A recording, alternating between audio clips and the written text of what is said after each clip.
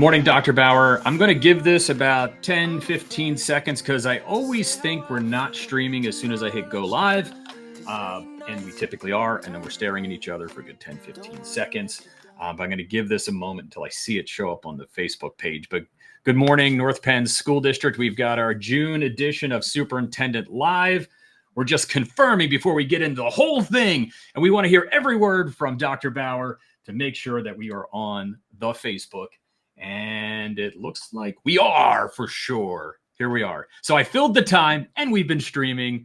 And here we are. It's June and it's time for our Superintendent Live. How are we doing, Dr. Bauer? Hey, Bob. There's a lot of words. I was just filling time. Deep breath. We're doing okay. We're doing okay. It's been a really, really busy couple months here. We are down the stretch. We are in final exams at the secondary level, wrapping things up at the elementary level. After today, we have 2 more days of school, both of which are early dismissal days, commencement Tuesday night.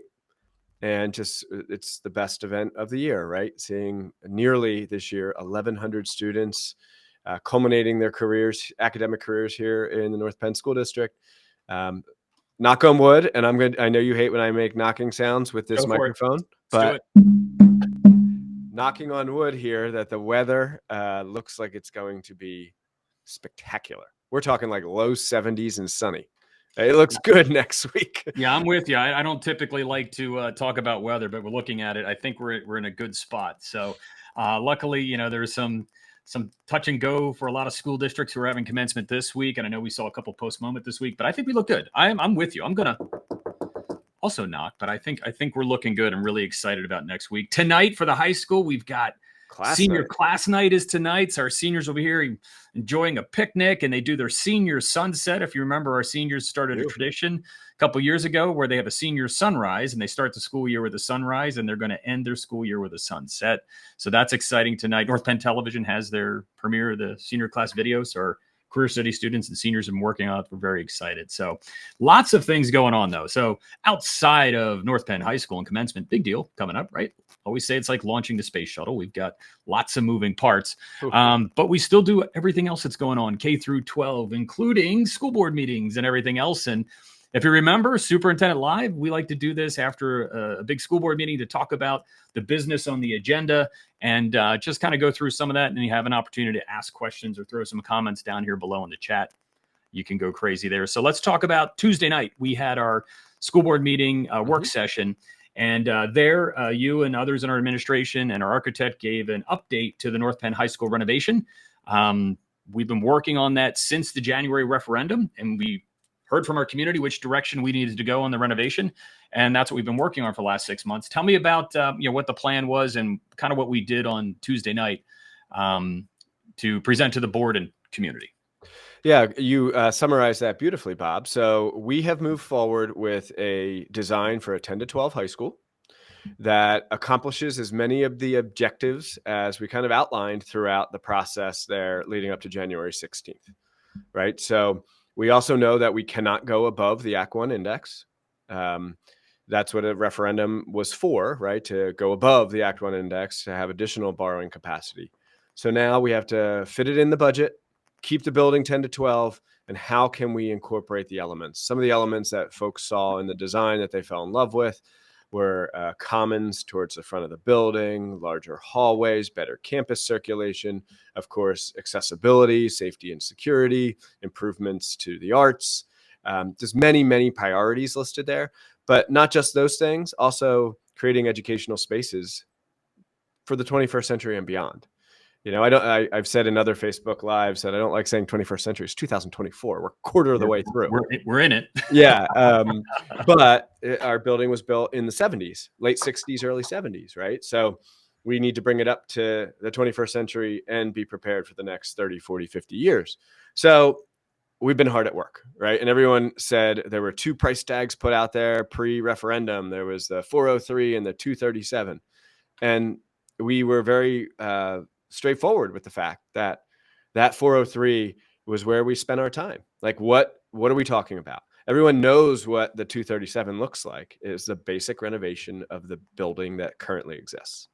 right? New systems, floors, windows, lighting, but it is that footprint, that building. And there was always these questions, can't there be something in between? Isn't there an option? And I've always answered that publicly, privately, individual conversations. Yes, there is something, but we've invested our time and efforts right now saying, if we brought ninth grade, what would that look like and feel like? So we've spent since January 17th, Bob, until up to this moment. I had a meeting this morning about some things. We've been working on, okay, what will that in between look like? So that was Tuesday night, just kind of giving hey, we finally have enough on paper that it is worth the board and the community's time to see it. There's a lot that goes into it. It's a lot of brainstorming and ideas and concepts, but then you put those concepts on paper, you look at square footages, you get cost estimates, and then it's bring back into something that we do believe can fit within the Act 1 index. The debt service can fit into the Act 1 index. So that's what we shared Tuesday night. I do believe we accomplished a lot of the goals that I kind of threw out there just now. Not all, but a lot. And now we'll work for that detailed schematic design. We'll start to work with the staff members on, things as simple as casework. Where do cabinets go? Where are closets? What's the floor color? What's the lighting systems? And then eventually you get to a point where the project goes out to bid. And I used the phrase the other night in the board meeting when people say, how much is something worth? Well, something is worth how much someone is willing to pay, right? So we have estimates on a project, and we don't know how much it's going to cost until we bid the project and we see what someone is willing to do the work for. So that's where we are, Bob. If you're able to, we could pull that map up and I can give the quick version. Anyone that's interested, the presentation was close to 2 hours, I think, in total, the meeting itself. Yep. So it's very detailed by architects and engineers, not by measly old me. But I can certainly talk you through the concepts in the very least on this floor plan.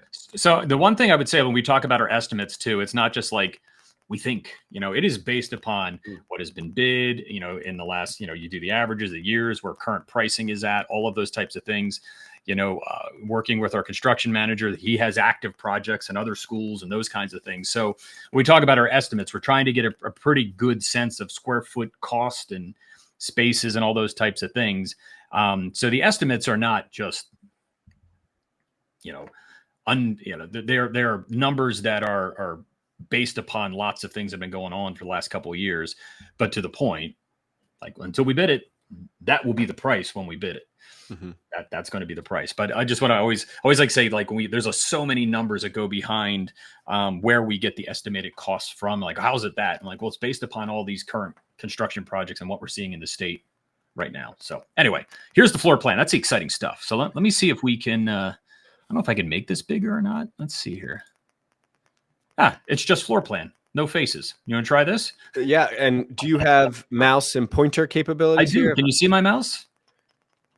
I cannot, Bob. Let's try this again. Oh, there we go. There we go. Got it. Right. So yeah, I can kind of walk us through this. And seriously, if you are interested in the level of detail Bob's speaking to, I mean, there are line items about the types of piping and systems put in place and line by line estimates here. That it's posted in board docs and it's explained by the engineers and the construction management firm. It's there. So please don't listen to me, listen to that if you're interested in that level of detail. Okay, so what you see here and what immediately jumps off the page is what's outlined in red, of course, right? So you have that Bob's circling right now. That is the performing arts area.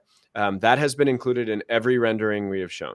We currently do not have an orchestra room at all or a band or chorus room that fits our band or chorus. And none of those spaces are ADA compliant. So we were always planning to have an addition for the performing arts. Next, you see over by J-Pod, that round pod in the front of the building. That is currently, we have a lot of art and health classrooms in there. You'll see an addition around there that is just widening the hallway and the space itself. That's a major artery of the building right there, going from that side of the building to F-Pod, E-Pod, et cetera. So you'll see a widening of the hallway, and we are going to you have a different utilization of that space, which I'll get into. And then back in the top left corner, this is a connection between A-Pod and HPOD, which right now does not exist and would include roughly 20 classrooms. So you may recall in the budgeted estimates, there was $15 million worth of modular classrooms, which would be temporary for the purpose of the construction and the phasing. We are trying our best to add the classroom space permanently, recognizing it's going to cost more than the 15 million.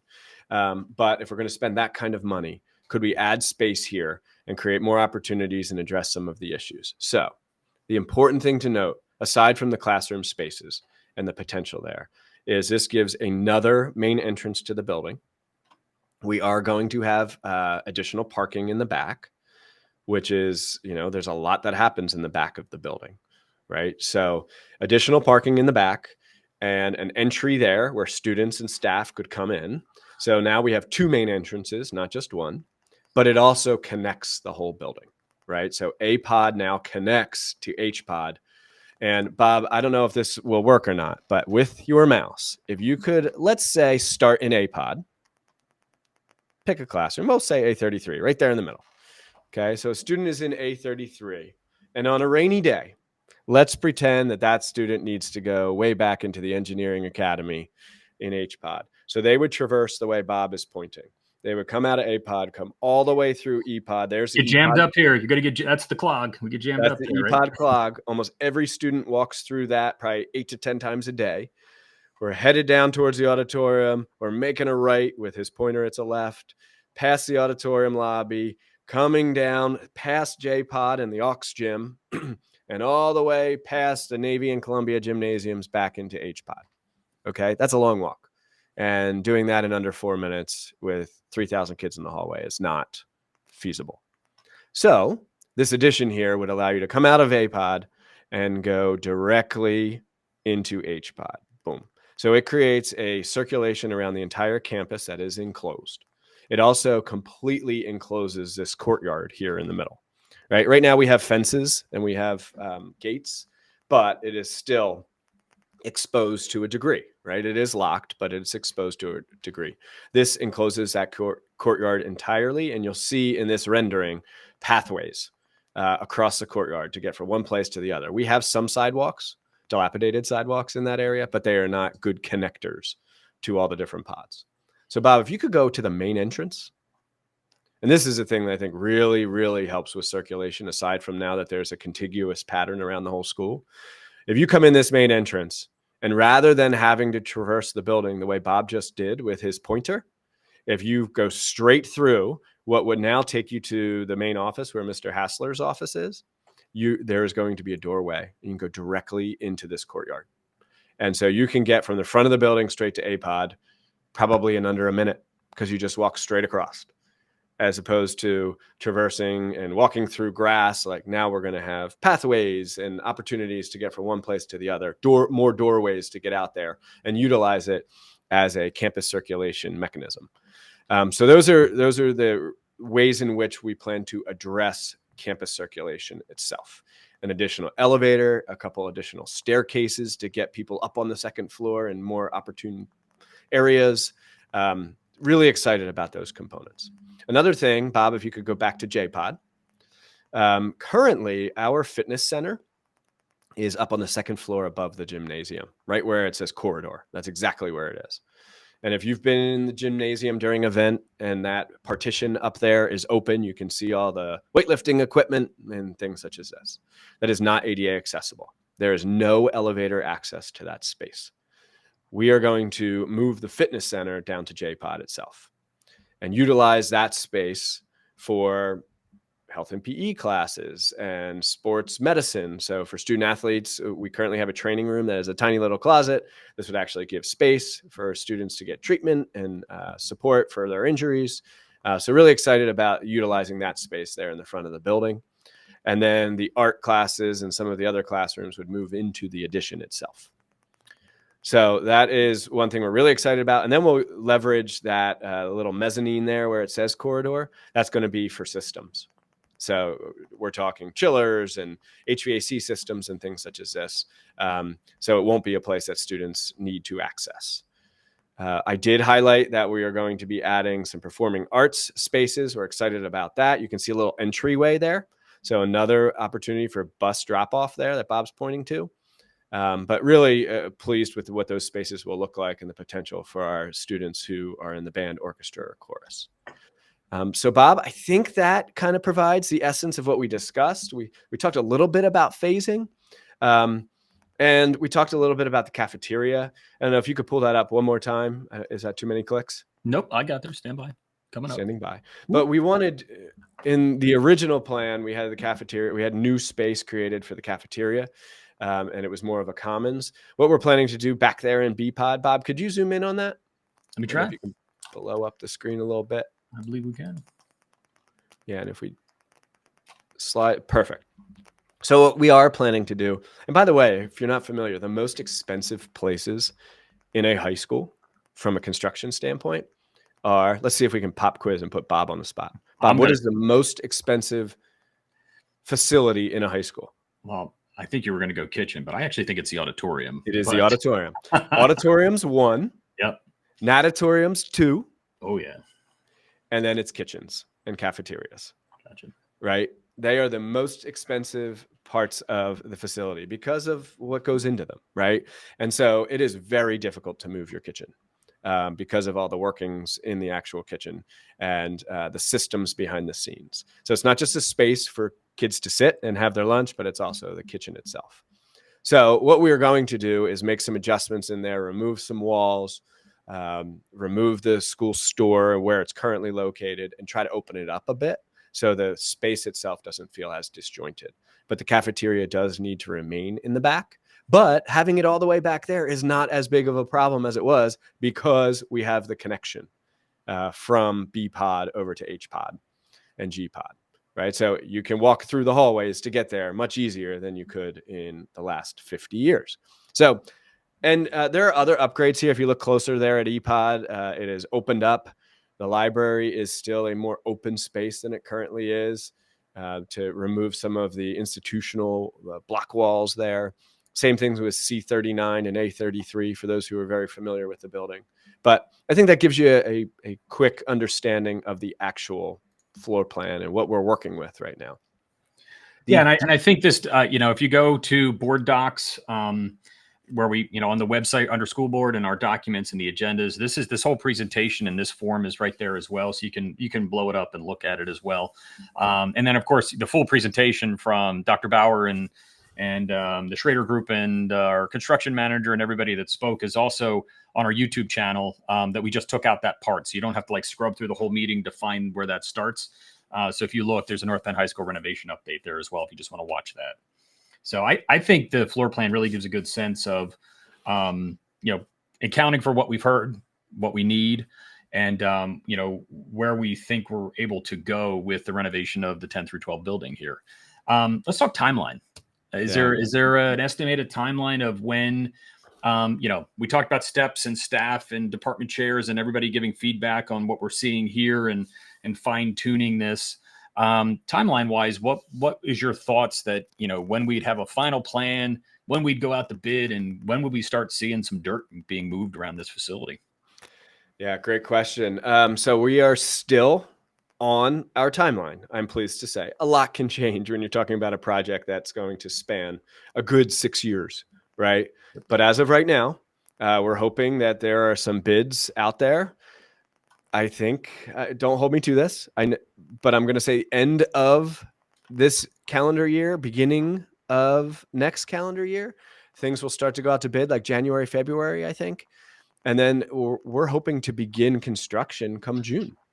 And that would be renovation construction, not the addition itself. But next summer, we've always said summer of 25.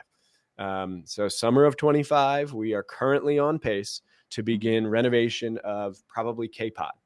And that's strategic. K-Pod will be the easiest renovation. Why? Well, because it was built in the late 90s and it is ADA compliant and doorways are wide enough and light systems and wirings are in better shape than what was installed and built in the 70s. But that's the plan right now. Phase 1 would include a renovation of K-Pod over the summer of 25. Phase 2 then would include the addition. But we are still on track. roughly 2930 to have the project complete and beginning the summer of 25, which is what we've been saying all along. So really excited. And I have to acknowledge here, Bob, that the price tag that was shown the other night was 259.8. So that's where we are as of today. It is within the debt service for that is projected to be within the Act 1 index. Obviously, as we get closer, more financial modeling will be done, all those things. But that's where we are. It's exciting. I do think, like you said, it accomplishes a lot of the goals, addresses a lot of the challenges, and it's going to be a fantastic building for generations to come, which is really exciting. Great. I think that's a good update. Again, encourage people to go to our YouTube channel and check out the full presentation to dig through it a little bit. So we're talking board agenda. That was the big part of the meeting, of course, of what we were presenting there. But we did do a couple other things. And I think when people see this, one is like we just talked about the renovation of North Penn High School, but one of the big items on the agenda on Tuesday night was the contract award for the gymnasium roof. Yes. Wait a second. I thought we're renovating. Why are we doing a roof right now on the gym? So just real quick, we don't need to get deep into it. Like, how does that work? And are we throwing out a perfectly good roof in a year when we go to the gym, or 2 years or 3 years when we go to renovate the gym section? No. So the project was obviously done in consultation with the architects and engineers. So this is something that will have to happen as a part of the project anyway. And it is urgent. So the roof is being repaired this summer. And we typically do major roofing projects across the district over the summer. Last year, I believe we did the natatorium in Gwen-Nor. This summer, we're doing the gymnasium. So these projects are constant, and it is absolutely necessary. I walked into the gymnasium, I think Tuesday or Wednesday morning. There was an enormous puddle. I actually called Toby, our head custodian, and said, "Toby, it's raining in the gymnasium." And he said, "All right, I'll be right there." I'm telling you, this was like 6 a.m. Yep. So it's necessary. It is money that was going to have to be spent in the renovation anyway, and necessary work. So, gotcha. And we're also doing our roofs over at our modular classrooms at Penn Brook. And, we'll probably get some questions here, like what's going on with the middle schools, which, again, we're moving along with the high school. But talk about the modular roofs over there at Penn Brook. Bob, what year were the mods installed? I don't know when they were originally installed. So I think it preceded my time here. So it's over 30 years ago. Right. That's good enough. We have renovated them a couple times. Let's put it that way. Yeah. So those temporary modulars that were put in over 30 years ago were putting in a new roof, and obviously addressing issues in the modulars themselves. So, and it's necessary. We utilize those spaces every single day for students and staff. So I'm not saying it's we shouldn't be doing it. We have to, but I would rather spend that money on permanent construction and overall renovation than replacing a roof on a 30-year-old temporary structure. Keeping the mods going. Yeah, so it's necessary.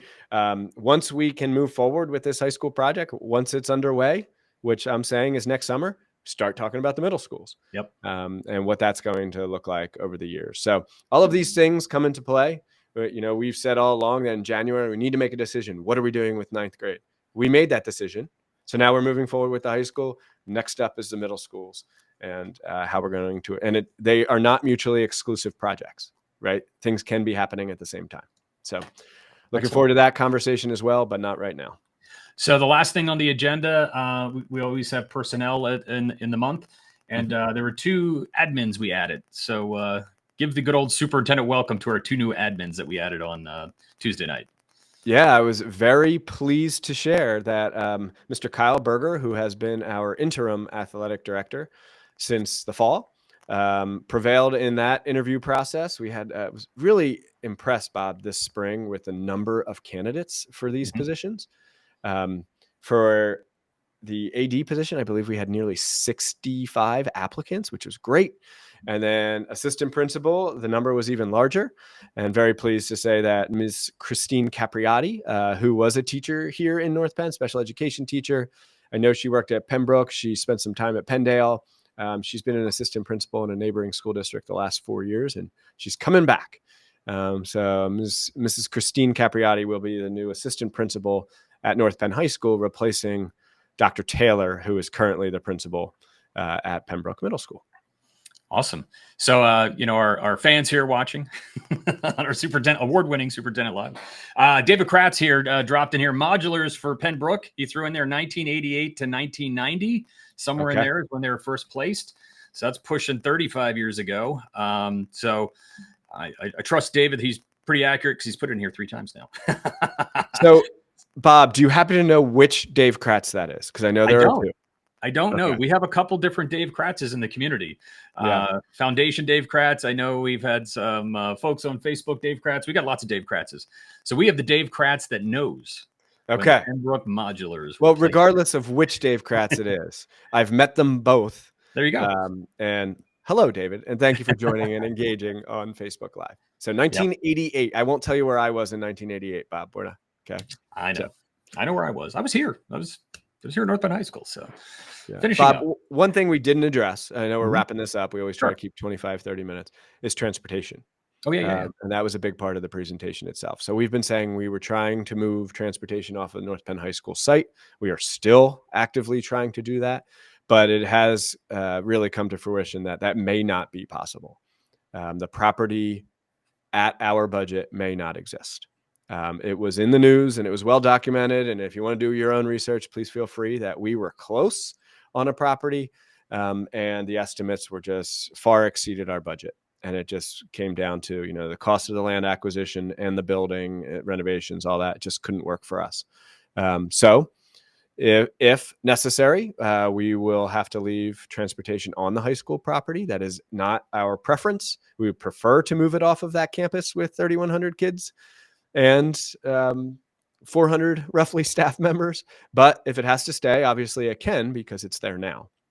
So working through that, and we are moving forward with both options. Yep. If we are the key thing I wanted to say is is that going to hold things up? So there's 2 concurrent designing, and I'm going to say designing, but planning. If it's got to stay in, if we're able to, and it makes sense, we can move it. We would do. They're both being planned. Nothing's being held up on either side. Correct. Exactly. You see this? That's the concurrent plan. It's similar to, for those who watch the pod, similar to the dance. It's close to the dance. Yeah. So anyway, when you're looking at properties, I see there's a question in here about a specific property. You're looking at zoning, right? You're looking at traffic patterns, and the zoning is the biggest thing. And obviously when you are having a bus depot or transportation depot, it's a lot of paving, because you have to park over 100 buses plus other vehicles, vans and employee cars and all those things. So we need at least 15-ish acres with lots and lots of paving and bays for maintenance and all those things. So it's a lot. And we've explored, I think we put the number at now over 45 properties that we've engaged with in some capacity. And it really hasn't worked out for a variety of reasons, whether it's price, whether it's zoning, whether it's traffic, whether it's location in the district. Believe it or not, you can have your transportation depot outside of the district, but it's not advisable, because you obviously want to be efficient, right? With fuel and costs and all those things. The further you drive, the less efficient you are. So obviously, properties have not worked out. We are still in pursuit of 1 or 2, but it is a very real possibility that transportation will remain on that site. On that note, little aside, my wife's high school, Catasauqua High School up in Lehigh Valley. Yeah. Catasauqua High School, I think, is in Whitehall Township. So when they built their high school, they put it in a different town, because that's where the property was available. So yeah, I think that's correct. So any Lehigh Valley folks that are listening, watching, you can correct me, but I think Catasauqua High School is in Whitehall. And maybe I'm wrong. I'm not Mr. Lehigh Valley. I just travel. I always see the family up there, but so their high school is in a different school district. Correct. Wow. Right. Fascinating, Bob. Here's a question. Do they pay taxes to what? Oh, I don't know. No, you're tax exempt as obviously a public institution, right? Something. I don't know. A school doesn't pay taxes to a school. That's true. I don't know. It was interesting. So I think that's it. I'm like 99.9 on that. So got it. Well, thanks for that. All right, Bob. Well, hey, I want to say to you and your department, because I say I'm busy, right? We had senior awards the other night. We have class night tonight. We have reflections. Last night, I went to the farewell dinner for the International Friendship Committee and our exchange students. Obviously, commencement Tuesday night. Last day was Thumbs down. That was artificial intelligence there. You didn't mean that. I didn't even move any hands. Yeah.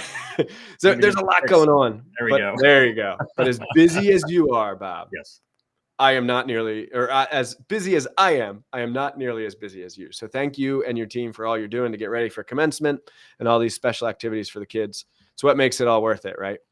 Yeah, no, and that's a good thing. If you guys don't notice the setup and notice the sound and notice that everything is just happening, we've done our job. So my team's out there right now. They're out on the field right now. There's multiple days of setup on this.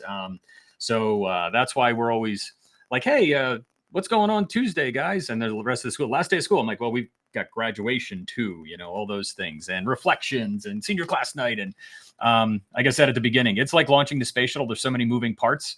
But I'm very proud of our team because we make all those parts work. We got all our checks, and the launches always go off successfully here. So we're really happy with how we've managed this over the years. And I know we'll have another successful one on Tuesday. I'm going to tell a quick 30-second story here just to say the magic of the communications and community engagement department. So you have this young, new high school principal. Okay. First time standing up in front of 8,000 people for commencement at North Penn High School. It might have been my second year. I don't remember. But I get up there and I start talking. My mic goes out. Right. And it's like a panic. Right. Like all of a sudden it's like, oh my gosh, I'm in front of 8,000 people. My mic. And I'm not telling you, not 5 seconds go by. And somebody on your team is handing me a microphone. So this was the mic on the podium. Mm-hmm. Right. I have a podium I'm standing at, and I'm, good evening, ladies and gentlemen. Welcome to the class of 2016. And mic goes dead. And somebody walks up and just hands me a mic, like instantaneously. It was so good. So that's how ready you guys are for anything. I'm in the I go prepare 6 layers deep on what could happen. Yeah. Or 7. I'm going to go 7 layers, like a 7-layer dip for us. All these layers of just in case, just in case, just in case. And a lot of that work is just making sure we have those systems in place. So, and the team knows that, everybody knows that they always joke with me. There's graduation, Bob, this time of year. So they see a lot of smiles and a lot of yucks with me all the time, right? You got it wrong. It's commencement, Bob. Oh, sorry. It is commencement, Bob. That's correct. No, commencement, Bob. Right terminology. Commencement, Bob. Thanks for this time. Thanks for everyone who's watching or joining. And I hope everyone has a great weekend, and we'll see you on a beautiful Tuesday evening for the class, celebrating the class of 2024. Have a great end of year, everybody.